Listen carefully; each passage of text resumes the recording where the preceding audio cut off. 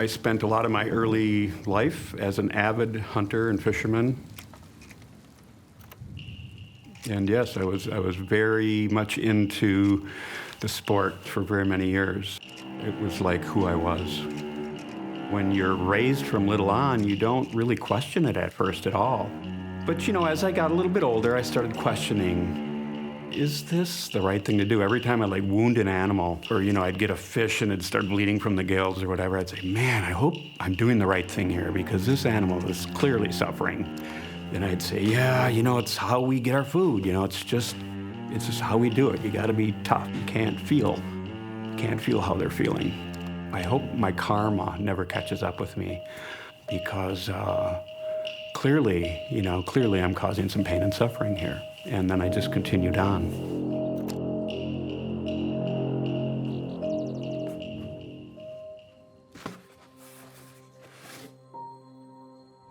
History shows that humans are drawn toward domination over one another and anything in our path. I believe that this makes us careless and inconsiderate.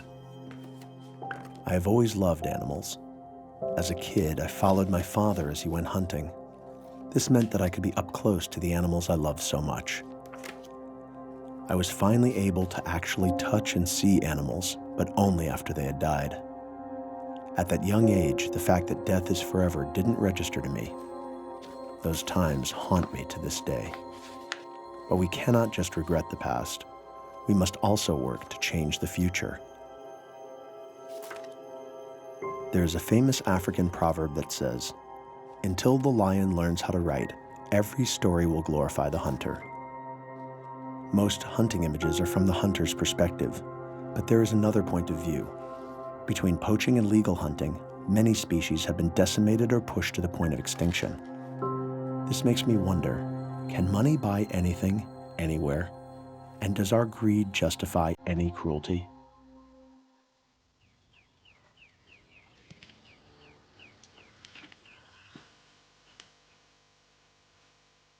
I've been in conservation my entire life, and I started this in 2006 to assist the section that we're sitting on now. It was a new fledgling 52,000 hectare landscape that was about to become part of the Greater Kruger National Park. There was no poaching in those days, so we were ecological advisors. We were counting animals and advising on water holes, that sort of thing. You know? It was only in 2012 when the first rhinos started dying, and the bushmeat industry became industrialized and so on.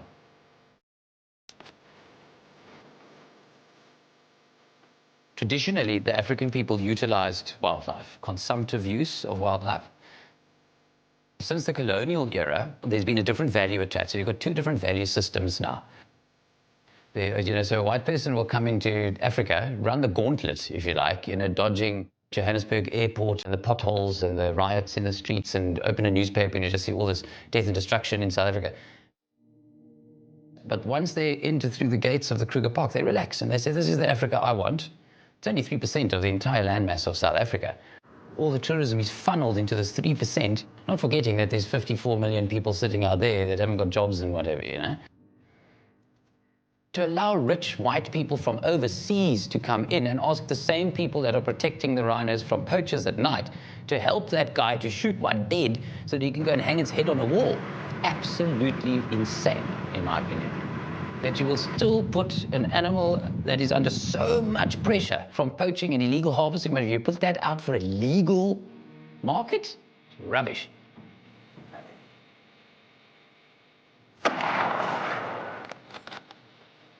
You either trade or you don't trade.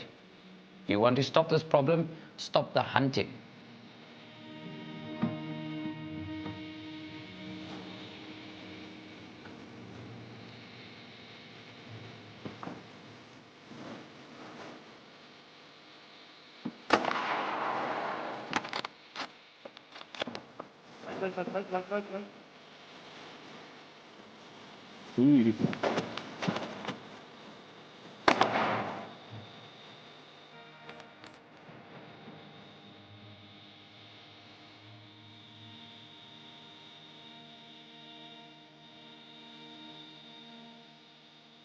Trophy hunting has got a lot to answer for. I have to light my pipe now because it irritates me so much. Undermines the work that we do, to such a degree. I cannot believe it. I cannot believe that I must put those black mambas on parade and say to them, please guys, I really need you. You've got to abandon your children and your families at home for Christmas and New Year's because I need you to defend this reserve over Christmas time from poachers. But don't worry about it. I can't help you because I'll be out with some commercial hunters from America and we're going to be taking one or two of those animals that you're protecting. Where's the money go? Into the reserve. Why? To put fancy roads down so people can, with a lot of money, can drive in with a BMW and not scratch their car on a branch. Everybody says the money's going back into conservation. Well, how does conservation benefit from putting roads in and fancy hides where people can sit and watch the birdies and all that sort of thing, you know? I don't buy it. Been doing this for 24 years, I've never bought it once. A hunter is not hunting because he wants to feed a hungry person. He's hunting because he wants a trophy and a thrill. Like the spin-off is going to be the meat going to that community, but that's not the intention, okay? The money that he pays, he's got a clear conscience because it's marketed in such a way that the money is going to build a school or whatever it might be.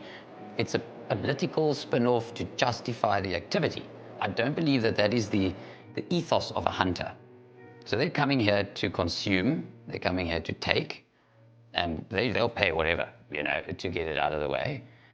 I think the values of the consumer are completely wrong. That's where the marketing needs to happen. That's where the lobbying needs to happen.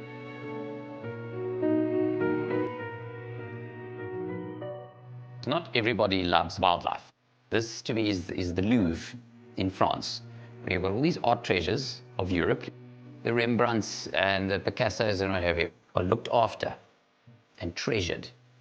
What does South Africa got? The Kruger National Park.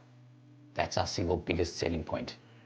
So we can't lose that. We can't lose our Louvre, our treasures. But I also don't expect everybody to be a wildlife enthusiast. But we can expect everybody in the world to understand the significance of it and why it's important.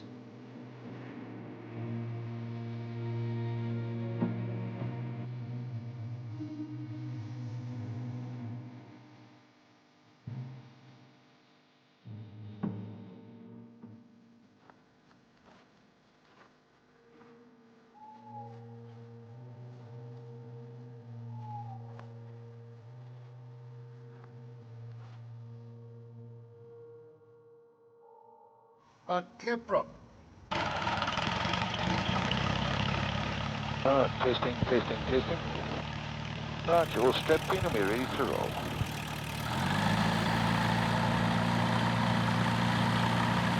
Coming to line up here on runway 35. At the full power.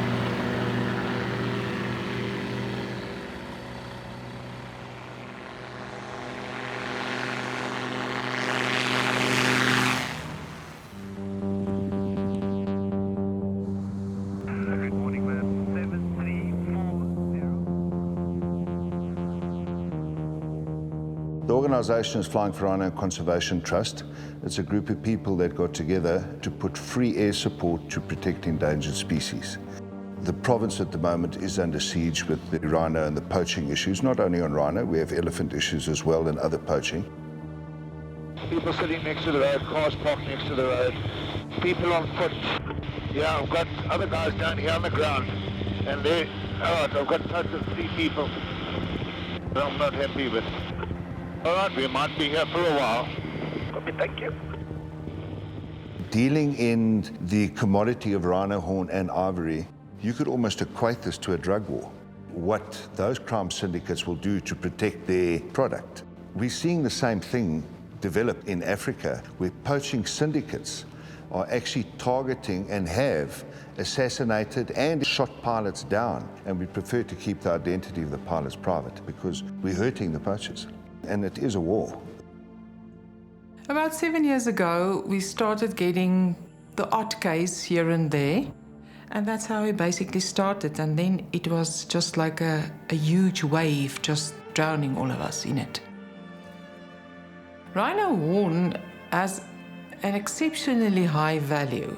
Currently on the black market in South Africa, I'm not even speaking of abroad, they pay an average of 120,000 Rand per kilogram. So rhino horn currently is far more valuable than even cocaine, than heroin. I personally have received threats.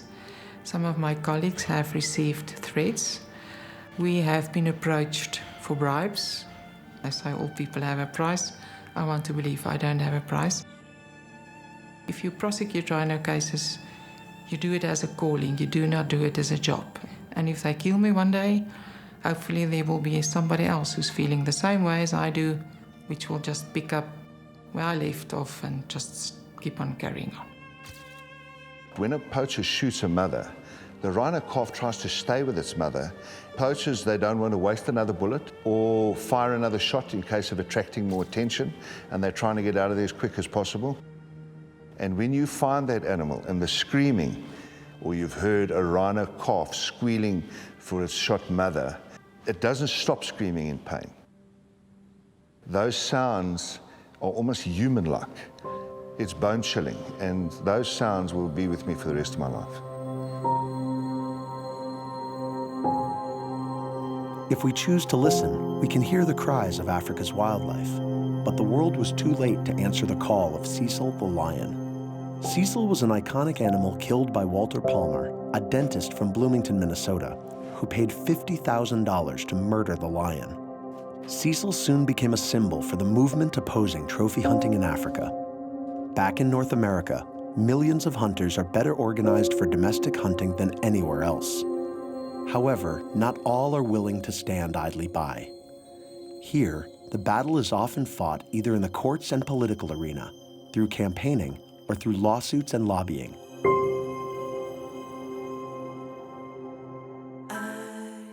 The story of the wolf in North America is a little bit like a Shakespearean tragedy. Europeans first arrived on these shores, there were an estimated 2 million wolves in all of North America. The settlers that came here, the European invaders, they came with their own notion of manifest destiny. And the dark side of that manifest destiny was destruction. As explorers moved inland, they cleared the land of elk and bison for their livestock and their grain. Then they cleared the land of all the large carnivores, grizzly bears, cougars, wolves. And then by the early 1900s, the federal government got involved in killing wolves on behalf of the livestock industry. And within just a few decades, nearly every wolf in the lower 48 United States had been wiped from the face of this country.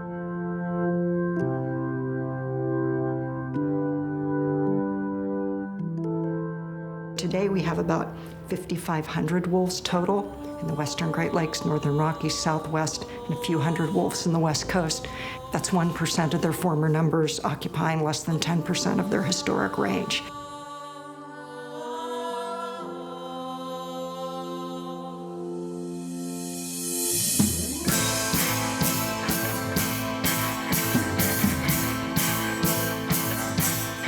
There's always been opposition. The livestock industry, the sports hunting industry, the anti-federal government forces, and the politicians who represent them, they've all been pushing back for decades, and their goal is to place as many limits on wolves as possible, if not outright eradication all over again. There's this widespread notion that hunting is conservation or hunting is management. That's a shorthand that can be quite misleading. The U.S. had a serious problem with commercial game hunting in the 19th century and early 20th century. What I think people sometimes believe is that hunting led to the conservation and the protection of white-tailed deer and elk and ducks and geese and so forth. But in fact, it was the regulation of hunting that protected those species.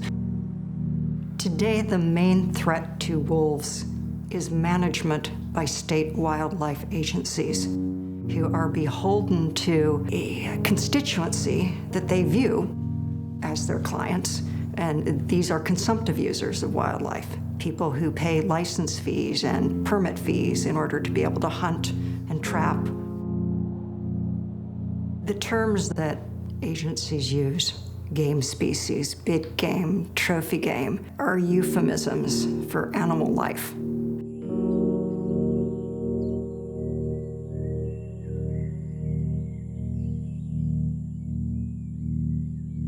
When an agency talks about lethal removal, they're talking about killing. When they're talking about controlled take, they're talking about killing. And I think that anytime we as people or we as society rely on euphemisms that shade from us what we're actually talking about, it makes us numb to what we are doing to other sentient life on Earth.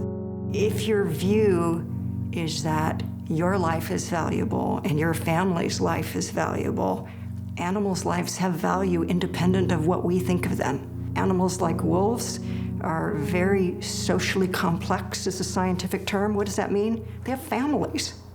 You know, we talk about wolf packs. What's a wolf pack? It's a family. To ignore that, to block that out by using terms that dull our senses, I think it does a terrible thing to our humanity.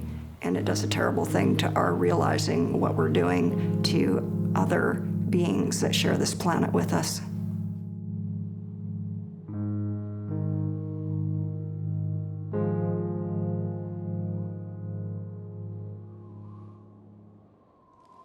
So hunting is just one use of wildlife among many. It's a use of wildlife that should be considered that the individual hunter is taking a wild animal away from the public who own those wild animals.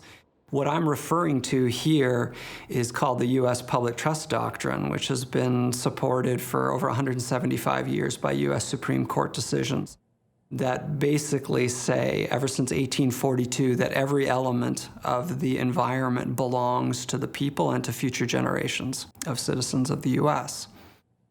The government is the trustee of that legacy, and they're obligated, therefore, to preserve the trust and regulate its use. We're only the ones who are occupying this land at the moment, and we're supposed to give nature unimpaired to future generations. It seems to me that governments listen a little bit too intently to what hunters and livestock producers have to say, and they don't listen intently enough to all of the other broad public and future generations or their representatives have to say. A lot of indigenous nations, for instance, Native American nations, follow seventh-generation principles. And in a nutshell, they're saying that all their decisions are weighed with the thought, how will this look 7 generations from now? How will it affect my descendants? The U.S. and parts of Western civilization would benefit from that kind of long view, not taking short-term profit and damaging our environment for greed, effectively, but thinking instead, what do future generations need us to protect? If I were to say to someone, what is it should you do? You should be present. You should be active in all human endeavors. The strength of our values directs the course of our actions. And like the wolves, we need to pursue our ultimate goal and be present, show up, keep fighting with us. It's not a sprint, it's a marathon.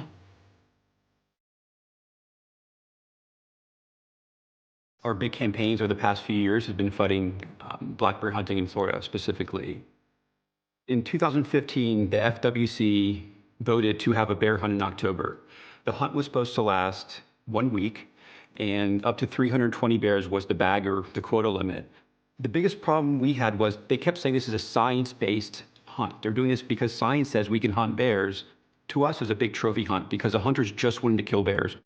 This hunt was pushed by special interest groups. The Safari Club International was behind it, and the NRA even was behind it. And then the hunters just wanted to hunt some bears, what it boiled down to. You know, I spent 2 days, October 24th and October 25th, at Check Station 17 in Lake City, documenting bears being killed. To see the utter disrespect for these beautiful animals being brought in, the high fives and this animal sitting there, it was actually one of the most disturbing things in my life, having to sit and watch this and seeing people celebrate the taking of life for nothing more than they just want to kill something. We documented the bears coming in, and we had our own counter. So we called the central phone number. We counted our own bears. Once they got to 298 bears on Sunday night, we said, call the hunt off. You know, you're going to go way over the quota. The bears are coming in so fast throughout the state.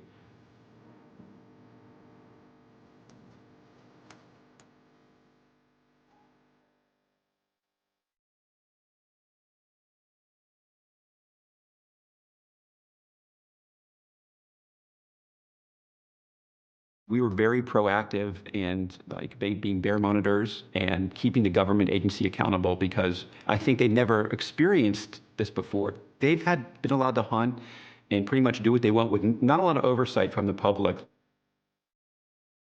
That's what was so important, when we had the protesting, and that the people that probably would never have been active in their lives, all of a sudden really felt a call to action and actually stand up and take to the streets and fight for wildlife. And we hope that they continue to do it for other things, not besides bears.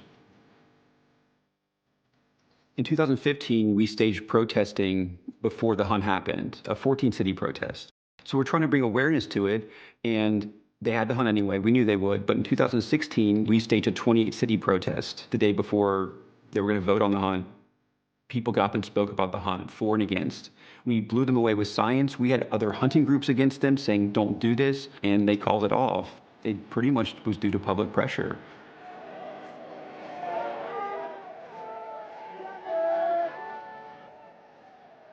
We were in shock. I mean, everyone's crying and hugging. I mean, I'll cry now if I think about it, but it was pretty amazing. It just shows you what people can do, when you come together with a focused goal. I mean, it was really an amazing feeling. We took on a multi-million-dollar government agency.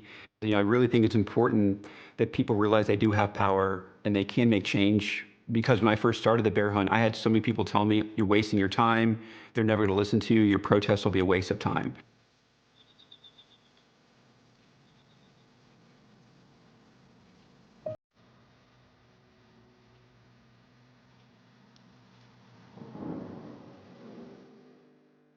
In North America, compassion often focuses on majestic apex predators such as wolves or bears.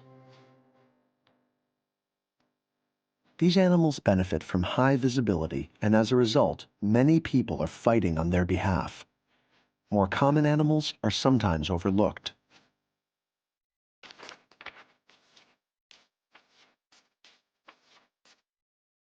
In other parts of the world, however, common animals are the subject of widespread focus as well. Bird hunting results in the deaths of hundreds of millions of birds per year throughout the world. Hundreds of millions. While we are rooted to the earth, we continually try to bring the sky down to us. Hunting threatens the survival of many bird species. In many places, birds are just targets for sport. Thousands of them are left behind, injured after the hunt, many in agony. To combat death in our skies, compassionate individuals often use more direct approaches.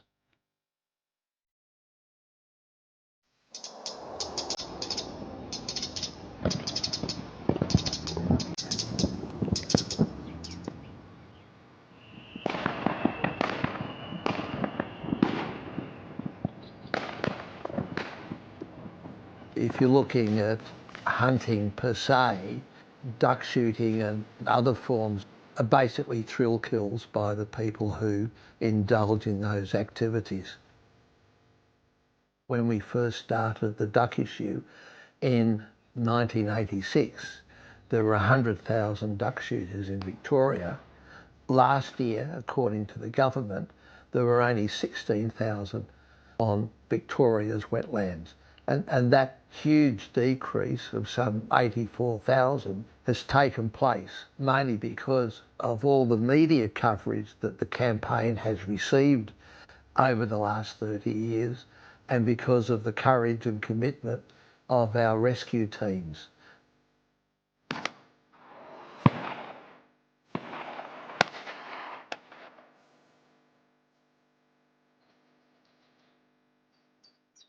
I can justify this assumption. It's not because I'm against hunting, but I've seen what hunting is. And wherever you go, you find tricky situations and only damage for the environment. So the reason is, why do we have to keep this? If we need to kill a wild animal for this and this and this reason, which must be specified, it cannot be given the chance to do it, the opportunity to hunters, because they do it for the pleasure of killing. And if they do it, they will try to change the science in order to justify the fact that they want to kill.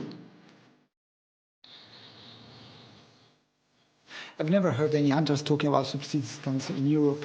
We have a reason why they kill, because they kill more. Tends to be reason is the market. Like in Cyprus, you have millions, 2, 3, 4 millions of birds killed to be served as a delicacy in restaurants.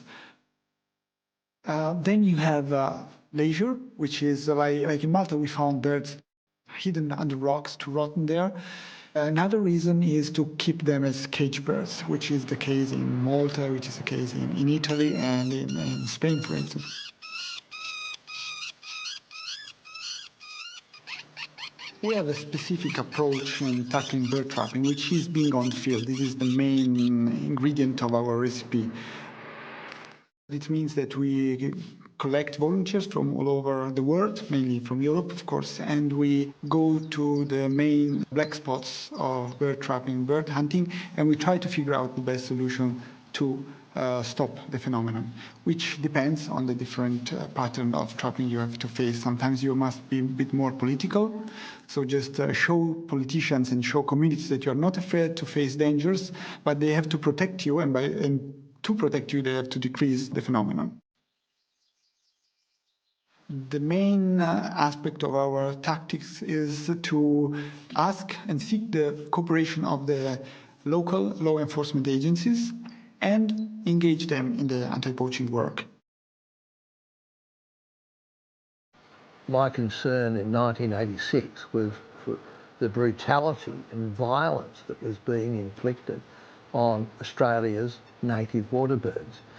We went out to the wetlands with 15 rescuers to tackle 100,000 duck shooters, and you might say, well, how can 15 people ever be effective against that many duck shooters? Well, duck shooting was always about killing and wounding native water birds. So we did the opposite. We took out a mobile veterinary clinic, we took out 15 rescuers, and all the wounded birds that we picked up went back to the mobile veterinary clinic. Why the campaign took off was because all the media came out with us. The campaign was really based on two images. One of a duck shooter dressed up in camo gear with a powerful weapon shooting down a small defenceless bird, and the other image was of a rescuer coming out with a wounded bird. Those images going to air on television at night, an image of kindness and compassion will always win the hearts and minds of the public watching over a shocking act of violence. It's always been very much a media-driven campaign. At a certain point, this is my task, this is my destiny, if you want to call it. In CAB's office, there is a nice expression which is Erhaltung der Natur, Aufgabe unserer Zeit, which means the protection of nature is the task of our era. This should be the priority for everybody. I cannot really believe how we can destroy the wildlife and destroy the history of our planet, just thinking about, oh my God, I don't have enough money, oh my God, we need more oil for my car. I'm ready to shrink my needs and to shape my life in a way that the rest can survive, and not the other way around. But it seems these are exceptions. Let's go rescue some birds.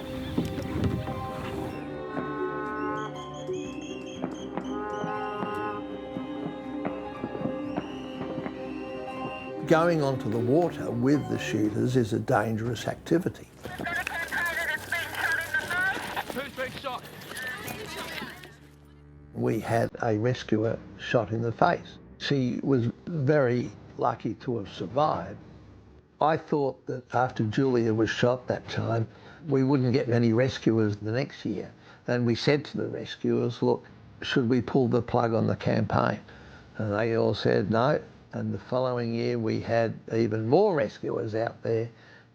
People still come out because they believe they want to help those birds, and they know that there's no government department looking after them. The politicians don't really care. Without those rescue teams, we couldn't have helped native water birds as we've been able to.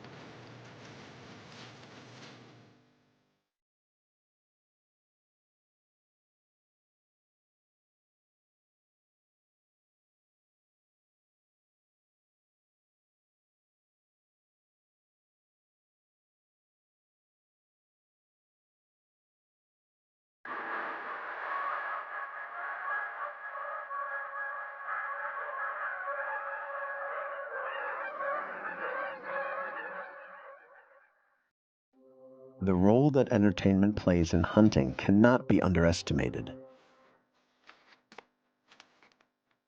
One argument I have heard again and again is that hunters love animals. Hunters rationalize that they love the environment, nature, and the species they ultimately end up killing. But what if this is true in the same way that serial killers love their victims too? Unable at times to separate or differentiate love and violence.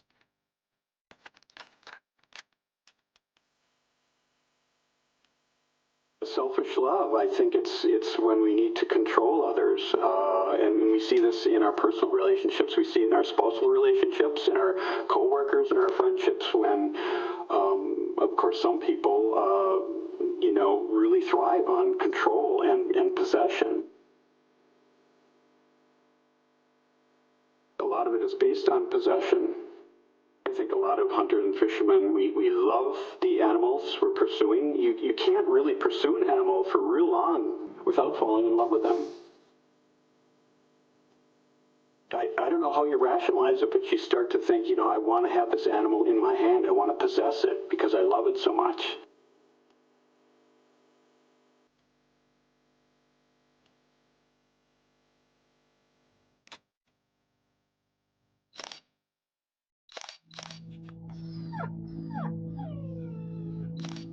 If you don't know about the situation, it doesn't seem to be a problem. SOS Galgos exists to help greyhounds in need. Spanish greyhounds are named galgos in Spanish. They're used as instruments to hunt by hunters that are called galgueros. The life for a galgo from breeding to death is that they're usually born in a dark area, a dirty area, and they're usually used on the weekends for hare coursing to hunt rabbits. And then when they're considered not good enough, they're abandoned. It's very interesting when you start getting into the psychology of hunting. One of the things that we found in our most recent research, there's actually quite a strong link between harming animals and being cruel to animals and serious and violent crimes towards people. I've been told instances where, for example, there's a hunt and nothing is going on because it hasn't started yet, and those involved in the hunt might actually be having a very civilized conversation with those members of the public who've turned up to monitor it. And then as soon as the hunt starts, it's like that. Everything changes completely. And we've seen some very serious incidents of violence. What son of a fucking bitch you are? I haven't done nothing, I'm just doing a job at work. Perpetrated by those involved in the hunts against those who are peacefully monitoring the hunt and ensuring that the law of this country is actually being observed and upheld.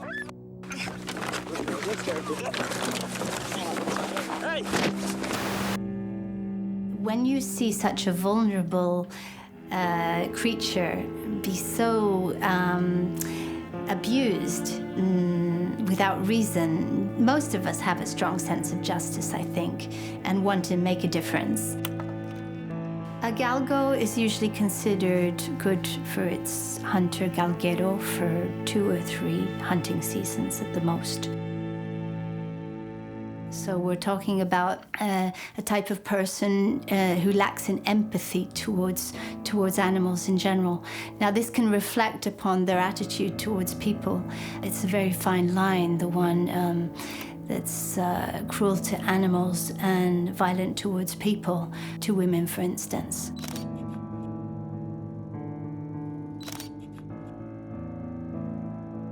So what we're telling politicians is, animal welfare and animal cruelty isn't some side issue that you can just put to one side. This is actually linked to some of the most serious issues in society. And if you want to get serious about those issues and tackling those crimes, you need to be taking animal cruelty seriously. We need to think about this as a generational battle. We need to be educating the people who, in a generation, are going to be the political leaders, the newspaper editors, the business leaders, and we need them to understand the connection between humanity and nature, and that it needs to be a respectful relationship. My hope is that in a generation, people will look at hunting and killing animals for sport in the same way that we today look at slavery or apartheid. Something has no place in our society and it belongs in the past.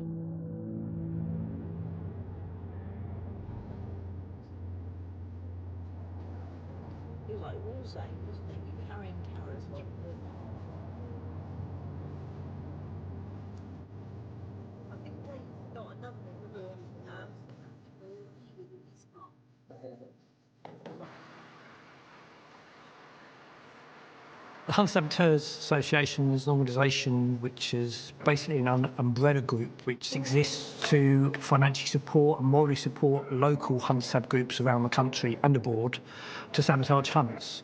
So although we are a national organisation, the local groups are independent of us, but we supply them with money, documentation, intelligence, whatever they need to do their jobs.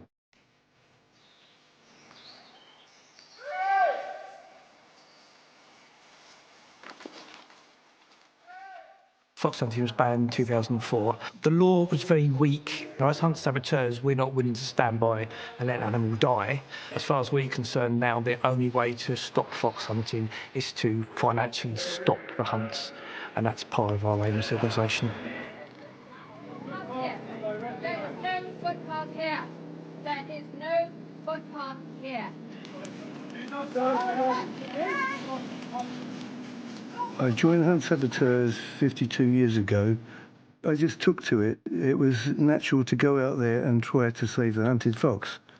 It was only just started up in 1963, so I was one of the early recruits. And I've stuck with it ever since, although I just simply go monitoring now. We used to use false trails made up of dried blood and cayenne pepper, and just to sort of mask the scent of the fox, and sometimes it would work okay.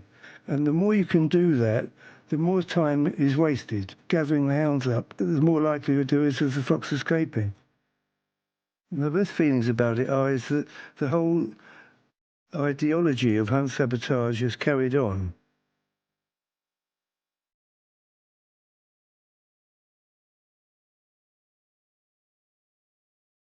Our tactics have always been direct action. The organisation was set up from the beginning to be a direct action organisation. Non-violent tactics, which include mimicking what the huntsman does. We use hunting horns to draw the hounds away from the hunted animal, scent dullers to cover the fox's scent as it runs.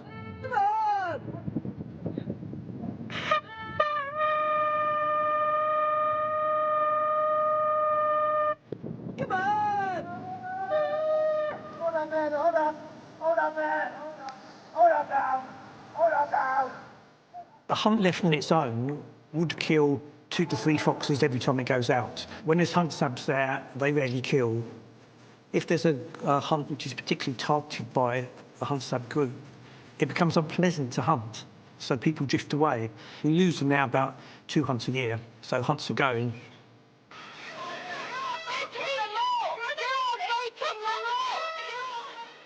To us, the violence and the assaults on us are just a sideline. It's not that we're there, or not that we're interested, we would like them to stop. We're going to sab hunts regardless of what the hunter does.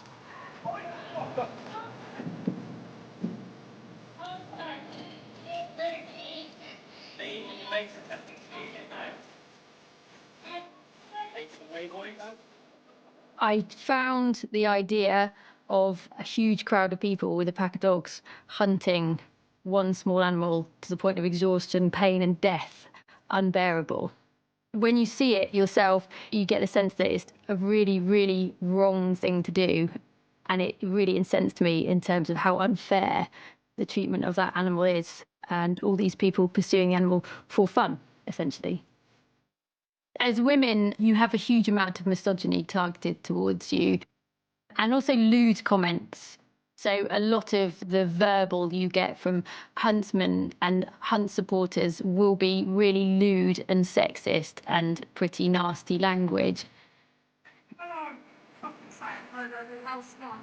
Oi, stop! Get him off! Get him off! Get him off! So there's an element of hunters attitude towards hunt saboteurs is they dehumanize us.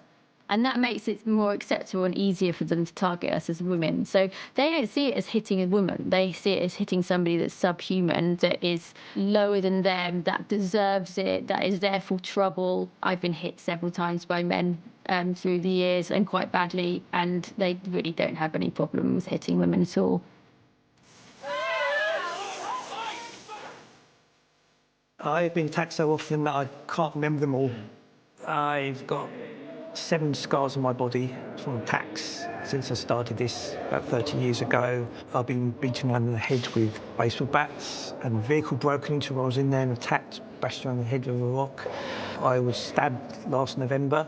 I've been shot at, been hit by the ricochet shotgun pellets, knocked down by horses, been punched in the head by people driving passing cars, had cars driven at me, vehicles have been rammed by other vehicles. My experience is not unusual.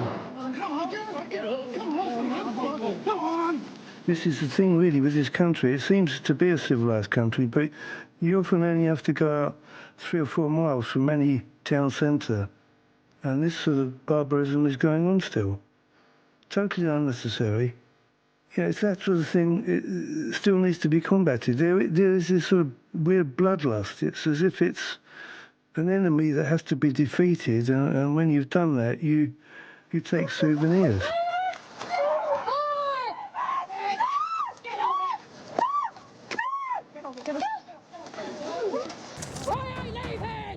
Leave it! Leave it! Get assistance, quick! Fucking hurt! Get assistance, quick! Okay. We need help! We need help now! We need help now! Quick! We need help now, please!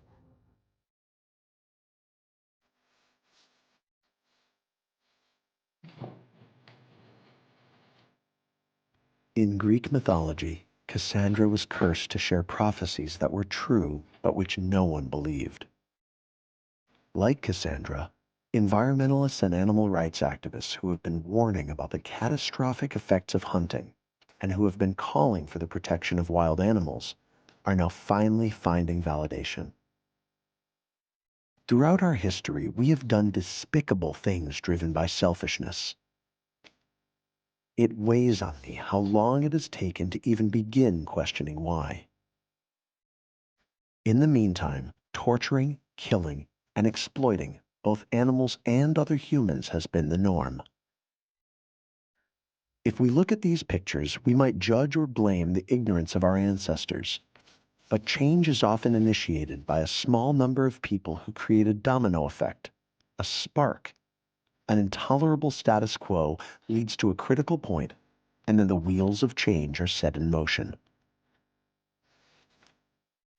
Humanity's struggle is against ourselves, our traditions, our assumptions. But as time moves slowly on, lives are continually extinguished. Today, the term direct action is one that for some connotes negativity and extremism.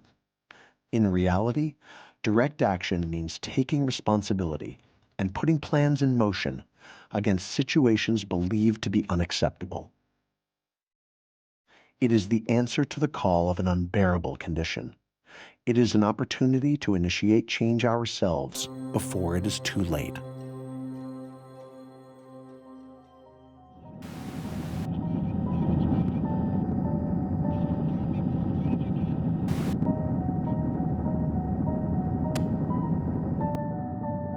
$7.5 billion primates hunting has no place in a natural ecosystem.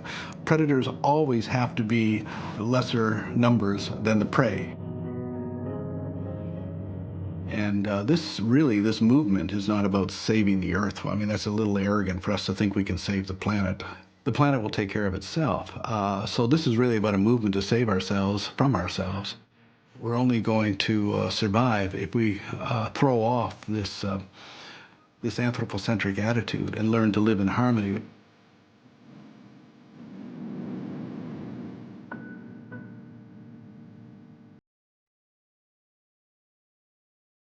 Hunting did play a role in the past. Whether that was an important and necessary role is a matter of debate, but ultimately it doesn't matter. The point at issue is Is it still necessary? Is it still ethical? The answer is, it most certainly is not. People hunt because they like to kill. And why that is, I have no idea. But when I see, picture after picture of people with their, smug smiles posing with dead bodies, what I see are sick people. There's more to this life than just one species, a reptilian-brained mammalian who just happens to have an opposable thumb. A clever species indeed, but one with a propensity for violence and a propensity to destroy rather than to create or protect.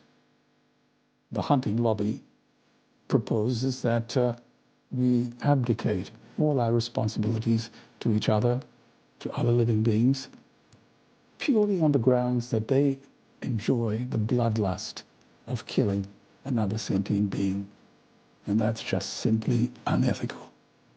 I say that anthropocentrism is the ultimate sin. This idea that everything should be viewed through a purely human prism. The world really needs another Galileo or Copernicus to remind us that we are not the center of the universe. Change doesn't occur in a vacuum. It happens when events occur on a number of fronts. Activism is a very important part of that equation. Education is helping. So it's happening on many different fronts. The problem is that it's not happening quick enough.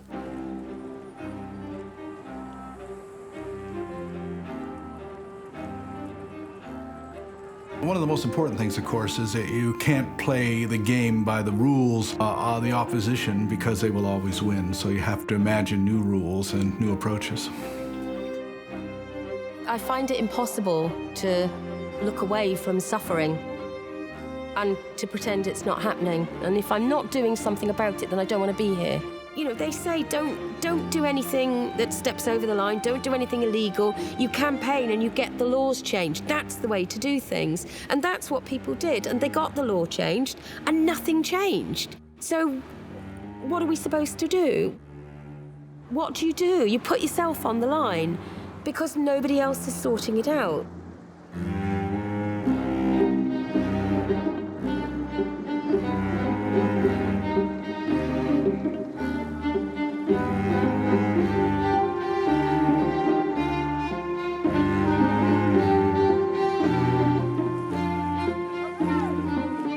We've always respected people that are willing to put themselves on the line for the greater good.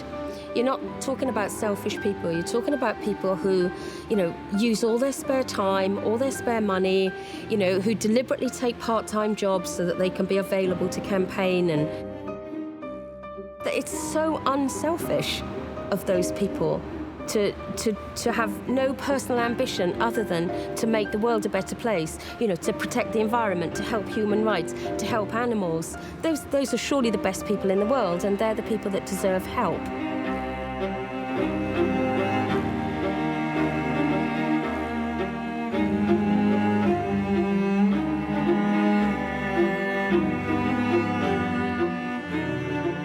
Hunting, let's be clear and blunt about it, is not an industry. It's an atrocity. Hunting is not a sport either. After all, what kind of sport predetermines the outcome? What kind of sport requires one of the participants to be unwillingly brought into the fray? What kind of sport, for example, lets one party determine the field of play? What kind of sport allows only one party to be the victor and the other party to die an agonizing death?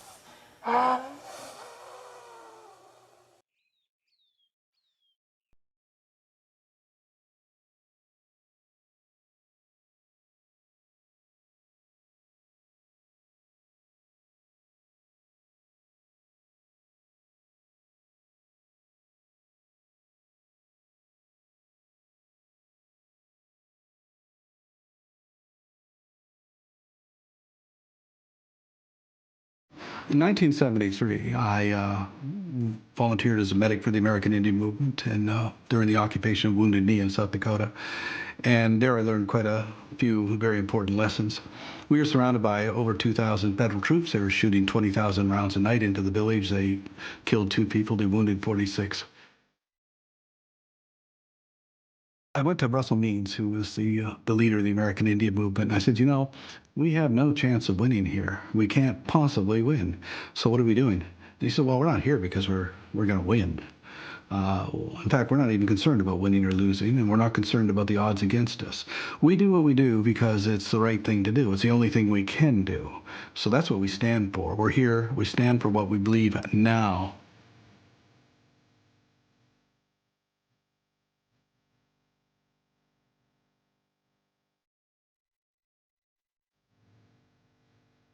What I've learned from that also is that when you take that kind of attitude, it's amazing the things that you can actually win at.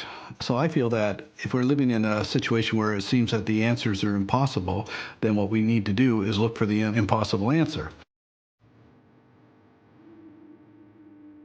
And I think impossible answers are possible to find.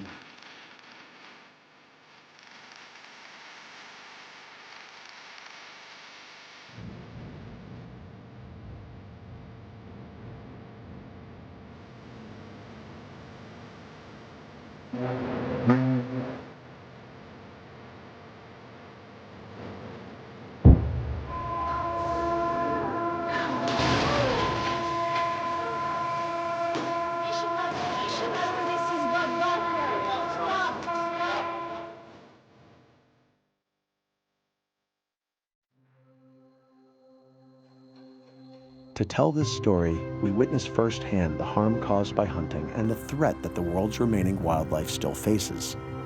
The complexities behind hunting in all its forms and the magnitude of the problem might seem enormous. Trying to find a solution seems impossible at times. However, throughout our journey, we have met people who are creatively finding new approaches to protect the wild. People who believe that there can be change. For us, to stand on the wild side means to stand on the side of the animals and against the ever-growing imbalance between humans and the wild. Some of the greatest movements of our time started in the minds and actions of just a few. Sometimes all change needs is a handful of people. Often, it needs just one. We choose to make this change, not just for ourselves, but for the protection of the natural world. I know that we will. The question is, will you?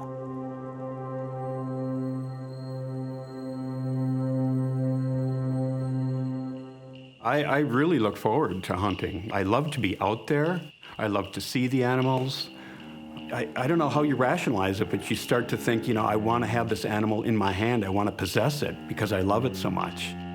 And I remember the first time the door started sort of coming open, you know, kind of started swinging open a little bit for me was, I was at work one day telling a coworker about one of my hunting experiences, and another coworker who was a young lady overheard the conversation, and she broke in and she said, "Why do you insist on killing these poor defenseless animals? Why do you hate them?" she'd say. And I turned to her, you know, almost laughing and said, "I don't kill them because I hate them. I kill them because and I caught myself, I kill them because I love them. And that was really the first time I really seriously had to think about why I was doing what I was doing. And really focusing on this, do I love these animals? And, you know, is it insane to be killing them because I love them or out of love or in spite of it or what, you know, what's going on here? And I remember after I sort of had this epiphany of thought, I think it was the following deer season, and my father was a deer hunter, and he had a cabin in the North Woods, and he wanted to go hunting, and our family didn't want him to go alone because he was getting old, and so I was sort of elected to go with my father hunting. And I thought, oh, boy, I don't know. And I thought, well, I'll go, but I won't pull the trigger. And I just remember being in my blind, and it was getting toward the end of the day, and this group of deer, about maybe a dozen deer moved into the area, and I just almost instinctively raised my gun, and I thought, boy, if I get a really clear shot, a really good shot, I think I'm going to take it. And I did. I had a really clear shot, and I squeezed the trigger, and just as I was squeezing the trigger, something startled the herd, and they jumped, and my shot was about 1.5 feet or so behind where I aimed, and I wounded the steer. And I came down out of my stand, and I could see that the deer had run away in the blood trail, and it was getting dark, and I thought, oh, I can't track it now. And the next morning, I went out, first light, and I tracked this deer, and I could see where this deer was really wounded badly, but it was still able to walk, and it would walk maybe 100 meters and then bed down and bleed for a while, and then it would get up and walk. But the most amazing thing is that it had a companion deer, and this companion deer stayed with this other deer step for step, and I could tell by the tracks it just stood by the side of this deer as it laid down and stayed with it. And then eventually I did find the wounded deer dead, and I thought, you know, these aren't just things. These animals have relationships. They have friends. They have family, just like we do. And that was really heavy. That's when I remember I will never, ever do this again.